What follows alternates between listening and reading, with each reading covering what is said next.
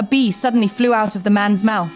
Then a few more followed. When the firefighter checked inside the man's mouth, he was shocked to find it was completely filled with a swarm of bees. To help the man breathe again, he inserted a suction device into the man's mouth. Within moments, a huge number of bees were sucked out of his mouth. Once all the foreign objects were cleared from his mouth, the man finally regained consciousness. It turned out that just 10 minutes earlier, a woman was driving home when a truck and a car suddenly collided. Luckily, the truck swerved in time.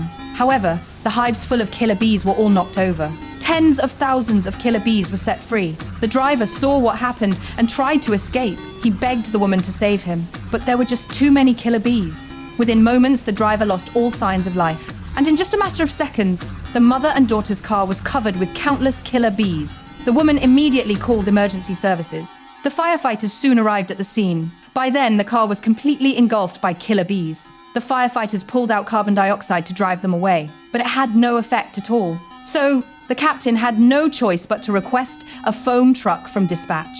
But the foam truck would take 20 minutes to arrive. Just then, a few killer bees managed to get inside the car through the air conditioning vent. The dispatcher quickly told the woman to close the vent and assured them that as long as they stayed completely still, they could avoid triggering an attack.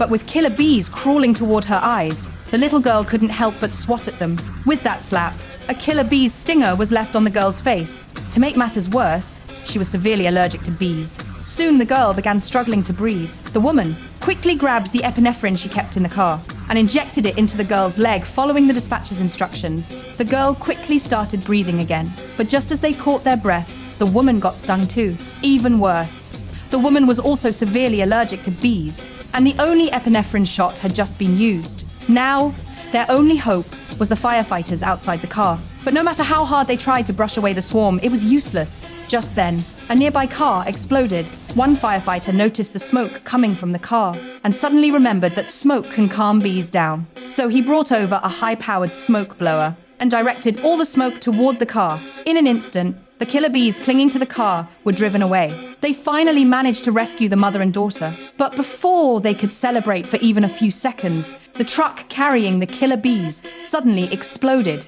Tens of thousands of killer bees shot up into the sky. Data showed there were hundreds of millions of them, and then scattered to every corner of the city.